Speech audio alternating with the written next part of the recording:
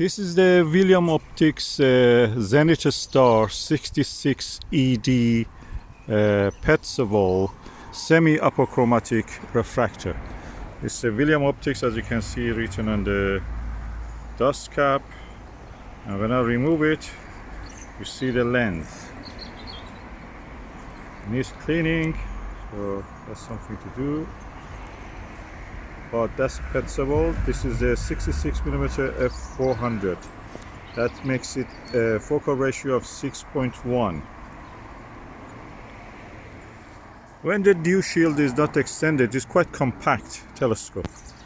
And when you extend the dew shield, it becomes a real nice 66mm in the 60 range refractor. It has a rotating focuser that you can actually rotate. So with this knob, you can actually rotate any direction you want. And it comes with this prism, 45-degree prism. This is for terrestrial viewing at the moment, but you can use it for viewing the sky. And it takes a SCT Schmidt-Cassegrain thread. I will try it with what I have, but probably it will work with the proprietary William Optics diagonal, 2-inch diagonal, which has a SCT connection screw matching with this. And it can be used for photography because Petzeval, of course, Joseph Petzeval was a Hungarian, Austrian, and Slovak optician, mathematician of the 19th century. Right after the invention of the daguerreotype, the photography as we know, they needed a lens that actually can let them photograph quicker in a shorter time. So under 1 minute, with the Petzeval design that Joseph Petzeval designed, it could be possible under 1 minute. Before that, you have to wait for hours just to, enough light fall on the whatever material they were using for recording the light. So Petzeval invented this. It provides, this lens provides a flat field, practically very good for if you're going to do astrophotography. We will test it just to see how it is with the visual, and you will see that. The lens is now recessed inside the dust cap. Dust cap easily comes out and extends out. I have to clean the lens. I've not done it yet, so when we do it, this telescope is ready to be used. It is single focuser, but it has one of the best Crayford focusers that I've ever seen. Very smooth. Of course, you can tighten it up if you want, add tension to it, and but at the moment it's really nice, smooth. I'm going to use it with a Meade 40mm eyepiece just to see what details I can see.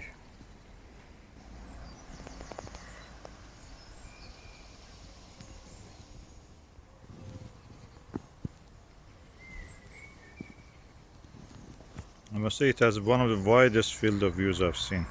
This is 40mm, of course, is a very low magnification.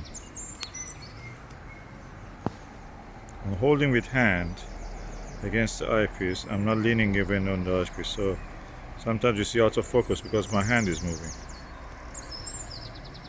So I have moved it now to the right side of the field of view. As you can see, there is not much change into the clarity.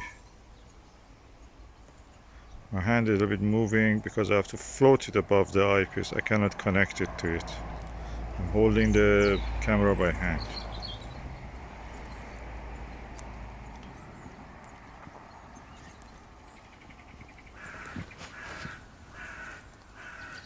So I'm now holding the camera against the target. The target is now moved toward the left. I turned the telescope, so in a way you can see that the margin, how is the flatness. It's clear, so there is no curvature, there is no nothing out of focus other than my hand moving and bringing things to focus or out of it, but generally it's in focus. So I'm looking at the leaves of the oak tree. As you can see, I don't see any purple fringing as much as I can look. Of course, this is a very low magnification. I will try to zoom on this with a digital zoom, and yet I don't see any purple fringing. A slightly blue fringe at the lower part of the image, you can see, and probably that is part of the what you see with the camera lenses also can introduce this. But anyway, at the 40 millimeter, which is now, I don't see anything.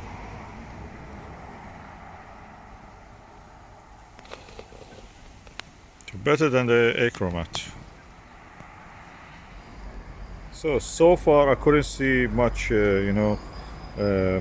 chromatic aberration with this. Field of view was flat. I could prove that. I could agree with that. The field of view is flat. To the right and left of the center, you could not see the image being out of focus in any way, and so that was good. The telescope has two elements, which are, each one of them are doublet practically. That means it makes a 4 element. Two here, which are kind of introducing the like a long focal length refractor. Then the Petzeval lens, which is here somewhere in the focuser, will change it to a flat field and low F number refractor. So 4 elements in total. So far, for a compact telescope, that's really good. You can use that L plate on a one of these tripod, photography tripod. I've tried it on the one of these Alta Sabre ones. It couldn't go into the Alta Sabre bracket. So if you have any ADM or anything other than that, that can go. With the Alta Sabre, it couldn't go. So photographic tripod is enough, adequate, is light enough for that. Okay, I have removed the SCT original attachment of this. You can see the Petzeval lens inside here. That's the lens you see immediately in front of you, and that's the doublet. With the front objective doublet, it becomes 4 element. So that's a Petzeval doublet. I'm using the flash just to show you the actual doublet. Now I've changed to a 2-inch SCT diagonal with attachment that goes directly to the focusing mechanism of here. I'm using a 2-inch eyepiece. It cannot focus because there is not inward travel enough to show the far objects, but the close objects actually you can see. I mean, I can see the objects which are around 10 meters away from me clearly. It comes to focus, but the far objects don't come. So this distance here is too much. The one that William Optics sells is very narrower than this, so it has more inward travel that can actually bring in focus the far objects. So as it is, with this attachment, is not useful for seeing the faraway objects, but it's good for bird watching if you want to watch the birds not very far. And but the other one, that was a 45-degree terrestrial viewing with a prism, that is good for observing the terrestrial and the astronomical objects. Oh, hallelujah! I removed this attachment, this part of the diagonal, and attach the diagonal directly to its compartment for the mirror to the draw tube of the refractor, and it comes into focus for 4 objects. It's a very wide field camera now. Amazing. 2-inch now we are using it. You don't need to buy the diagonal from the William Optics. That's the one. I removed this part. So I'm using this cheap Chinese 26mm eyepiece. It's Plössl or something. It's equal to the QX, I think, Meade. Very good quality in the sense that the center is very in focus. The margin, as you see, is not in focus. It's not because of the Petzeval, it's because of the this eyepiece. If I use something more expensive, more flat field, like Pentax, probably I will not see even that one, or something like Ethos or Delos or anything like that. Yeah, this is a 2-inch 26mm. You can get it cheap from the AliExpress or anywhere like that. There's plenty of it. 2-inch one, 26mm, fully multi-coated.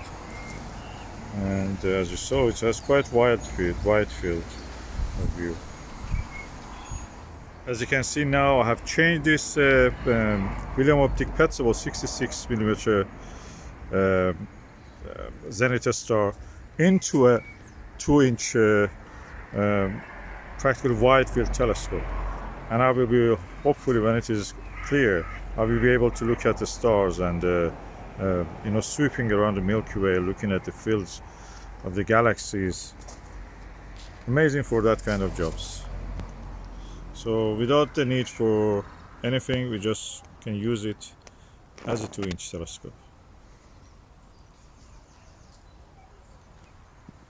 And when I put the dew shield back, it's practically a very compact, easily goes into a airplane bag, so you can take it anywhere with you if you go into tropical areas that you can see the Milky Way, southern Milky Way, and large magnetic clouds, Omega Centauri and such things, 25 Tucana or 5 Tucana, the global cluster.